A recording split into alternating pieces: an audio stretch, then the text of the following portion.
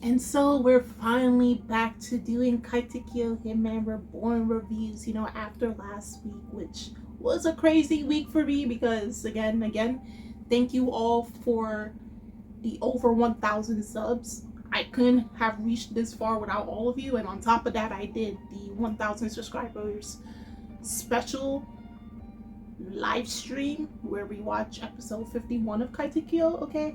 And on top of that, it's also showing on Pluto.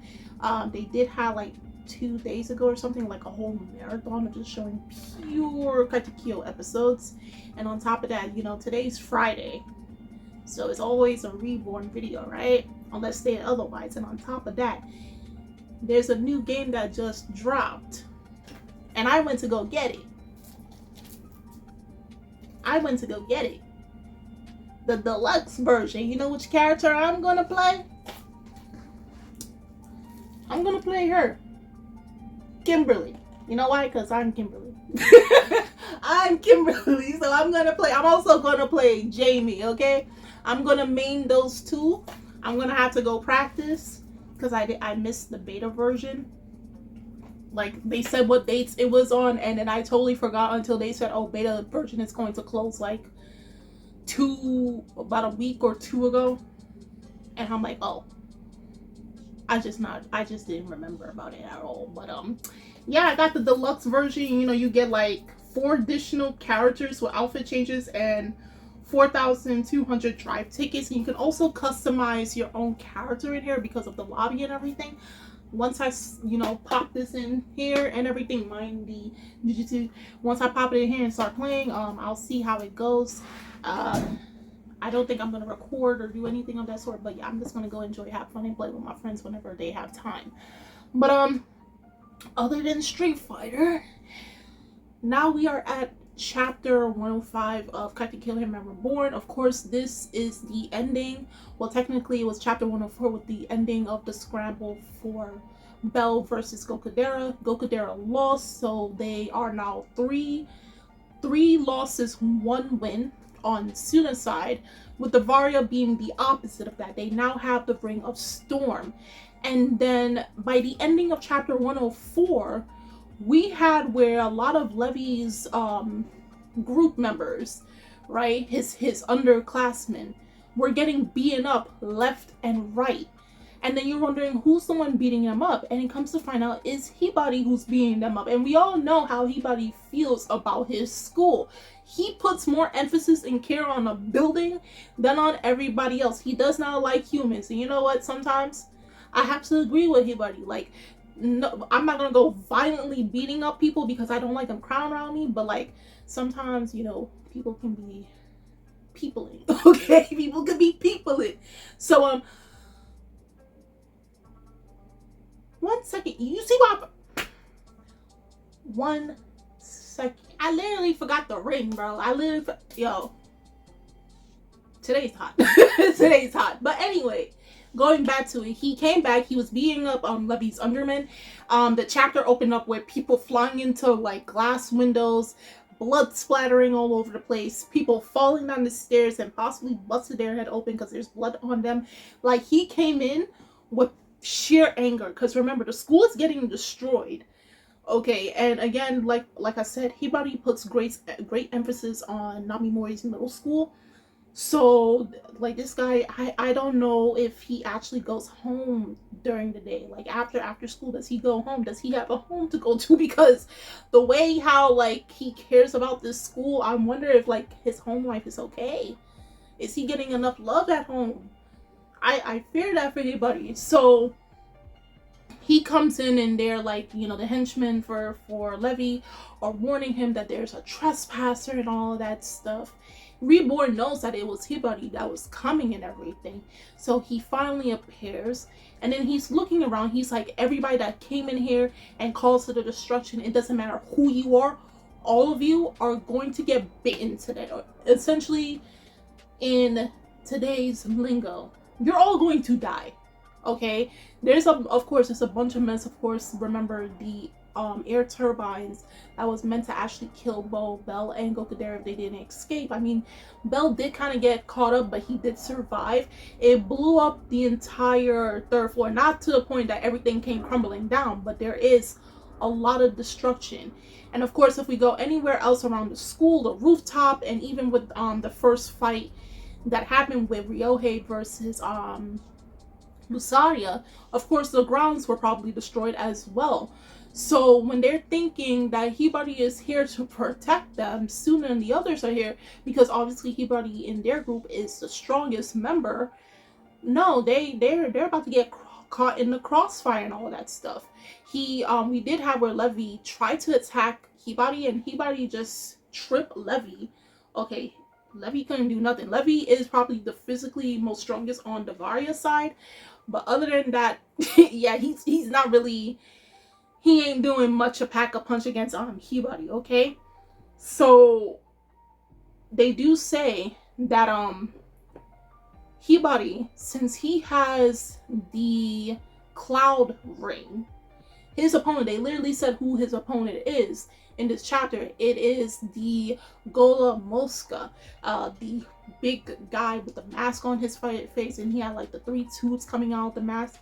That's Hibari's opponent. Of course, I'm not going to give no spoilers in terms of who he is or anything. Of course, if you read or watched the series already, you know who Gola Mosca is. But he's that big dude that's on the Varia side, like taller than even Levi. Okay, so that's Hibari's opponent. But of course, we all know from last chapter, they already announced who's the next battle, the 4th battle. So it's between Yamamoto versus Squalo. So just before anything can happen, we have where Squalo was threatening Hibari, saying like, I can slash you into 1,000,000 pieces. And Hibari is just like, oh, so you're next. Okay. We have where Yamamoto, God bless Yamamoto, he is the pacifist, but at the same time, Yamamoto could be on some demon time too. I'm so serious. Like, he's the most chill, relaxed. He's quite the pacifist. He's a guy who's always like, laughing. It's like, yo, the situation is not that bad. He's that type of dude, but at the same time, he can be on demon time too. Don't let that smile fool you. So he's trying to calm down the situation. He's trying to calm down Hibari. He's saying that, I know everything doesn't look quite right. I know that the whole place is a mess, but it's like we can explain. And while he's trying to calm down Hibari is saying, don't get in my way. Don't stand in front of me. And then he swings at Yamamoto. The last time we saw Hibari attack anyone remotely on Suna's side, Suna, Yamamoto, and Gokudera, was way early on in the Daily Life arc. Remember, that was when he was first introduced. And he did beat up both Yamamoto, Gokudera, and even when Suna went into Dying Wolf form, he beat him up too. But now, you can also see the growth of especially Yamamoto, because the minute he swung his tone foot to hit Yamamoto, mind you, they're not on opposite sides, but Hibari again cares so much more about the school than anybody else. He doesn't like anyone, okay? And the last person you want to go fighting is Yamamoto, not simply because he's the most scariest or anything, or he's the biggest threat. It's simply because Yamamoto is just a really chill, nice guy, really kind guy. Why you want to go beat him up? But regardless of the fact, he swings his tone foot, and then Yamamoto, with the smoothest moves, appears and grabs his tone foot behind him. Okay, he sidesteps Hibari's attack. Remember, back in the Daily Life arc, he couldn't have, lies. If I can remember, because it was last year, I think he did notice, but he still got caught. Okay, he noticed when Hibari tried to swing, but he still got caught in the attack versus Gokudera. So Yamamoto from early on always had the perception, and that's due to him also playing baseball. So he already has that athleticism already down packed. Now imagine when now him training in swordsmanship, on top of him being already a natural born player when it comes to baseball, like with the athleticism and all that stuff. He's a force to be reckoned with. So he stepped out the way, and like they're shocked because it's just like, Yamamoto, that skill. Okay, because Hibari was about to go fight Squallow, but Yamamoto's like, you're gonna have to wait a little bit because the long-haired guy Squallow is my opponent, so you're just gonna have to take a pause. Even Squallow was shocked by Yamamoto's movements, because remember, the first time that they met, Yamamoto didn't stand no chance against Squallow. Okay, didn't matter. And this was before Yamamoto actually started to train with his father, okay, with the Shigure Ryomen. So again, Hibari gets even angrier because Yamamoto stopped his swing. This is where Reborn intervenes and it's like, hold on, you don't want to go wasting your energy on this. Why not put this energy that you have right now for not only your match, but for the person who did you wrong, for Mukuro Rokudo. Because, Hibari, one, has respect for Reborn because he realizes Reborn is very strong despite being a baby. And two, he withdrew when he heard that, like, oh, I want to save my strength for Mukuro. Because remember, back in the Kyoko arc, Mukuro got one up Hibari. He did him some great damage. I mean, yes, he came back eventually and fought Mukuro and everything, but Mukuro was the one that was still standing at the end of it because he sneak attacked Hibari with the Sakura poison trident thing again and made him, averted to Sakura trees. Even though he got the remedy for it, the treatment for it, he's still very wary because of what happened that time. So he's still very bitter from that loss. He still hates Mukuro for putting him in the position of embarrassment. His pride was shot. His ego was torn to bits because of Mukuro. So he decides to say, okay, you know what? The baby's right. Let me go. Okay? So he just uptail and leave. And even though Suna's just like, how do you know? Why do you bring up Mukuro? How do you know that they're going to end up fighting? And, Reborn being Reborn. He's just like, I don't know. If it happens, it happens. So we do have where, like, after Hibari leaves, this is where Squallow's just like, hey, Katana Brav, those moves of yours, they looking kind of good. Your percentage of winning before was 0. And even with learning these moves is still 0. So he was mocking him. Okay, he was mocking Yamamoto because he's thinking despite Yamamoto getting his training and becoming a little, more faster and agile, he still thinks it's not enough to beat him. So he and the rest of the Varia leave the premises. And just as they leave the premises, they start to hear someone calling. And it's like, okay, hey, after the Varia left, then we have where they're trying to say, okay, we need Gokudera to get treated. Of course, Dr. Shamal is just like, no, I don't treat boys, and then he leaves. That's when they hear the voice saying that, oh, that's too bad, so Romario is going to have to treat Gokudera. And you know that name Romario, he's the right-hand man of Dino. So Dino comes into the picture at last, because after Hibari is Dino. That was the person that he was training with in time for the Shambo battle. So he comes, and then he actually, the reason why he came, one is to look for Hibari, and then he tells Suna like how their training went from the school to basically their entire environment, from in like parks to the mountains and all of that stuff. Something similar to like Suna. But what his real goal was to come back to the school to see what's going on was to talk to Yamamoto, because his opponent coming up is Squallow.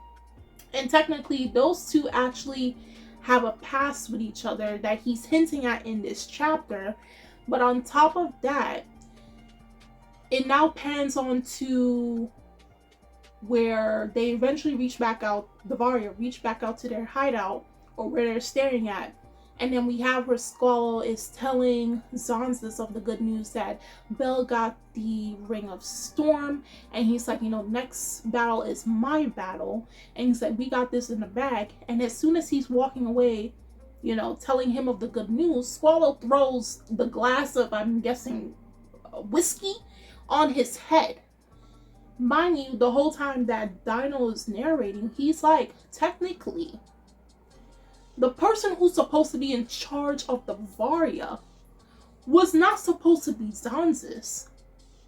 It was supposed to be Squalo. Mind you, Squalo is Zanza's right-hand man. He's his second in command. So not only does this chapter, by the ending of it, signify that Dino has relations with Squalo, because there is history behind them, which in future chapters coming up, is going to highlight on that. On top of that, the true leader of the Varia assassination group was never supposed to be in Zanza's hands. It was supposed to be Squalo. And hopefully in the next chapter they go more into the explanation of that, how that happened. Okay, because that puts a whole twist on things, because you can only imagine, we're seeing how the Varia is under Zanza's ruling, but we can only imagine that despite how much Squalo yells and he's very hot-headed, I can imagine that the Varia could have been totally different under the guidance of Squalo. Probably still vicious, still executing their missions 100% without failure, but not the way that Zanza does it, where he abandons his men. Okay, so that's basically how chapter 105 ended. It ended basically with the cliffhanger of who truly was supposed to be heading the Varia group, and on top of that, the history between both Dino and Squalo. Okay, so now the next battle that's going to happen, of course, is Squalo versus Yamamoto, which is one of my favorite fights of this entire arc. Okay, other than obviously Suna's. Okay, and this fight that just passed with Gokudera versus Bell, that's also one of my other favorite fights. But and then we're gonna get into one of the fights that actually episode 51 covered. Okay, and I'm gonna do a comparison between the two, so I'll just rewatch it prior to doing the video, okay, and then make the comparisons of it, okay, because I totally forgot that episode 51 was that chapter and everything. So and I couldn't really say much. I couldn't say much during the live stream last week. So guys, do tell me your thoughts on how chapter 105 of Katekyo Hitman REBORN ended. If you're new to it, how do you feel about, what do you want them to explain about Squalo and Dino's past, and also with the whole dynamics between Squalo and Zanzis, and what's this whole thing about him actually should be the true head of the Varia instead of Zanzis. Also in regards to, like, you know, Hibari's obsession with Namimori Middle School. Okay, the links are in the description box. You guys go check that out. And I'm Kimi-chan of Anime Legends, and I will see you guys later. And also, who's going to play Street Fighter? Who got the game? Go get the game. This is not for Capcom. Just go get the game and play. That's all. Bye.